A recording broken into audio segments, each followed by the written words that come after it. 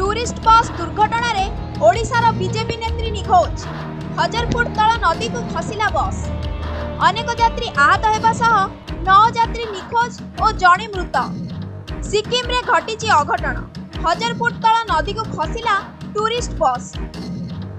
सेठी मध्यरे अनेक ओडिया यात्री थिबा खबर मिलिछि। सूचना मुताबक गुरुवार राति 8टारे उत्तर सिक्किम रो चुंगथांग एवं मुनसीथांग मध्यरे थिबा पहाड़ी रास्ता रे एक टूरिस्ट बस जाउथिबा बेले घटिछि अघटन। दुर्भाग्यवशतः पहाड़ी रास्ता रो 1000 फुट तळे थिबा तिस्ता नदी को खसिला बस। दुर्घटना रे जणे मृत्युवरण करिथिबा बेले अनेक यात्री आहत होइथिले। 9 जण यात्री निखोज थिबा बेले वर्तमान सुधा 2 जण को सुरक्षित भावे उद्धार करा जायछि। खबर मिली कि निखोज यात्री मध्य ओडिशार बीजेपी नेत्री इतिश्री जेना और तांको परिवार सदस्य मध्य अछंती।